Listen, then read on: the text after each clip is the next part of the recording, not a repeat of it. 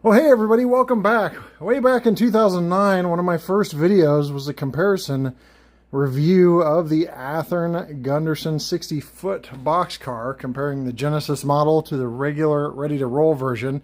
And here we have another straight-up Athearn Gunderson double-door boxcar review for you here in 2024. This is a brand new release for 2024. In July of 24, and the date of this recording is July 2nd. I don't know when this will go online yet with the date of this recording, but I'll get it in the schedule, including brand new schemes with the Mississippi and Tennessee and the Union Pacific, with the reporting marks up top to discourage graffiti and the UP shield. So let's see what you get on the box with these new Gunderson boxcars right now. Before I forget, Athearn also, with this shipment, has the Southern Pacific C50-8 ICC bay window caboose. I've got a Southern Pacific version to go with my SP 6051. I've got a Rapido boxcar to make a little consist that was seen running through California back in the 90s. But let's get to this unboxing. We'll pick a UP one to unbox.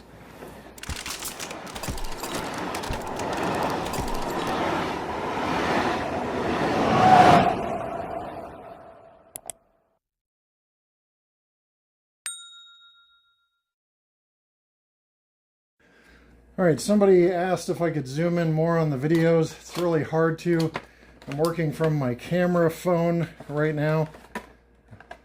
I've got a brand new phone, a high-end Samsung Galaxy Ultra S24, or whatever the heck the latest one is, but I usually have a camcorder that's more high quality video, but it had an issue with the SD card slot, so I ordered a new one that should be in. So this should be one of the last videos with the phone, and you should get back to crisper video quality very soon.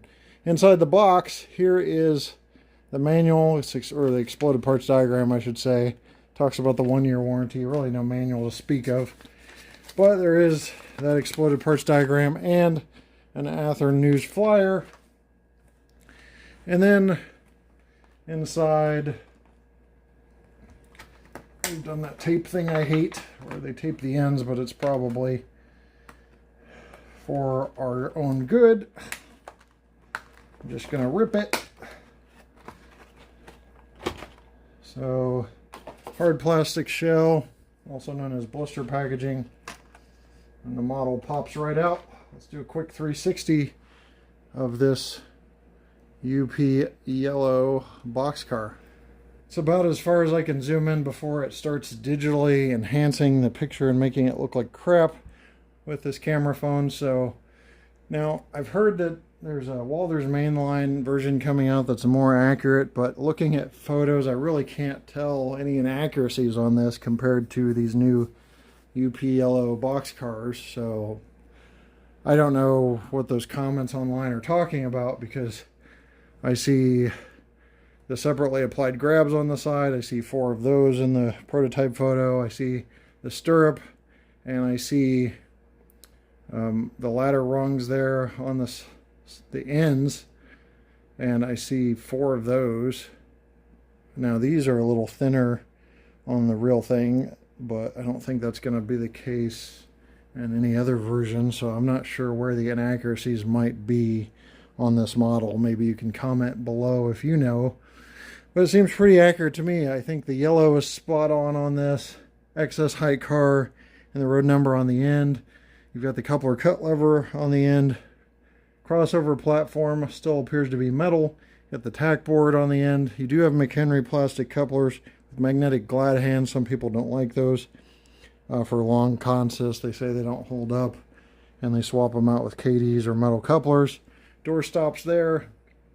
Load limits. You've got all of the joining points where they kind of weld the cars together or put the cars together, where you see all the corrugations there. Door latches and warning labels all along the doors. UP shield there. More door stops here and here. Keeps the doors from flying along the ends.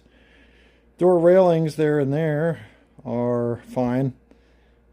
They are kind of thin and streamlined so they don't stick out too far. I think the door latches look nice and all the door detail pop just appropriately and don't stick out too far. You've got your brake wheel on this end, another crossover platform on the other end.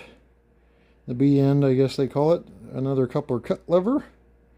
More of the same in terms of your writing on the end here. Try to zoom into that, but it's going to mess up on me. Or focus on that a little bit. And more of the same on the other side. Top, got your pattern there. And on the bottom, you've got all your brake line rigging, air reservoirs, floor supports, metal wheels. Got your 3 springs on the trucks. You can see some of that brake line rigging will have that profile when it's on the rails, so no problems there. But there's a view of the bottom. I'll show you the 2 other schemes I have, one of each, and we'll move on to just the NMRA compliance piece.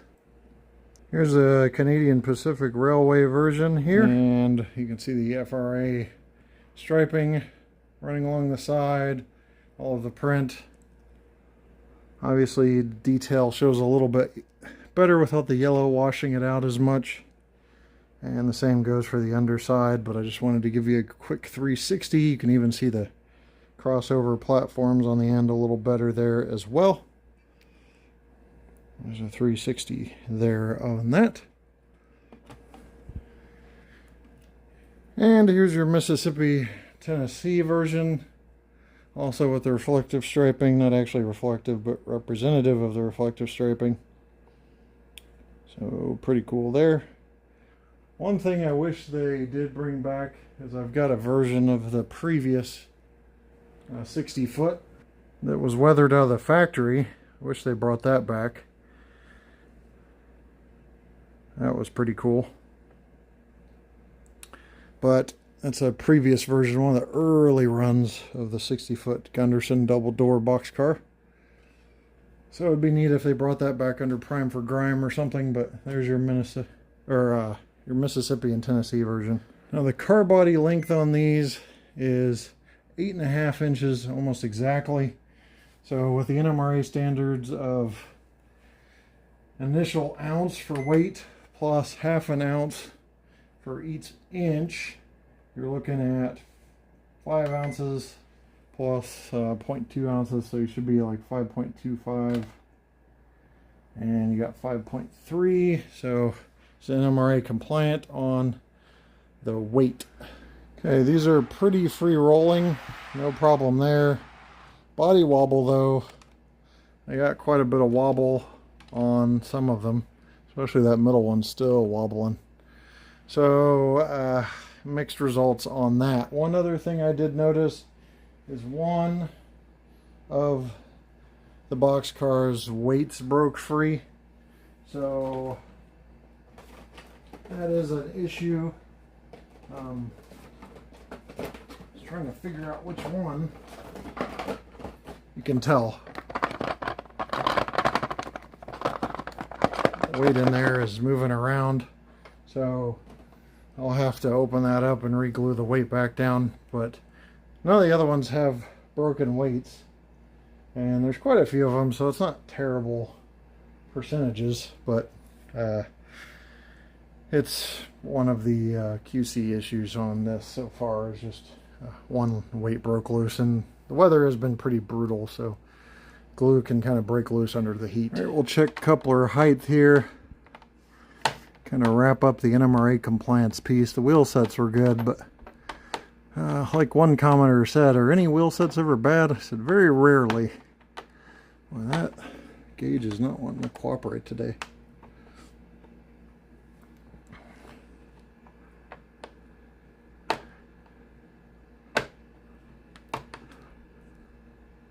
Okay, that's about on.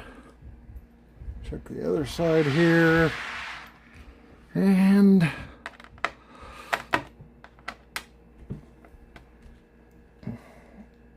That's a little low. So we got one low, and it's kind of a mix. I see some couplers aren't matching perfectly, so we'll call the NMRA compliance mixed on that. All right, that's going to wrap up our look at the 60-foot double door Gunderson box car from Athearn. Definitely not their first run. Several runs of these. They've definitely got their money's worth in these molds. I think these toolings, I think they've done a great job, and I'm very happy with all of the different toolings they've had of these, because there's so many versions of these cars out, and so we can get these cars like this new UP one out and be able to get these on our railroad. So I'm glad this tooling's still going strong. Maybe they even redid it, I don't know, over the years, but I think this is a strong car. It's got a couple of findings, the NMRA compliance McHenry couplers that some people don't like, and the body wobble. Body wobble can be fixed with usually tightening up the screws. Coupler height can be adjusted, and couplers can be switched out with metal couplers. Those are kind of the issues I found. The weight that broke loose was 1 out of 8, so not terrible on the QC front. And so I'll leave you with a run by of just these three. I'm not going to bust them all out. I just cleaned up the layout, so I don't want boxes everywhere. Getting ready for layout visitors and visitors for the 4th of July for cookout. So we'll leave you with just a real quick run by of these three, and we'll see you next time right here on the channel. Take care.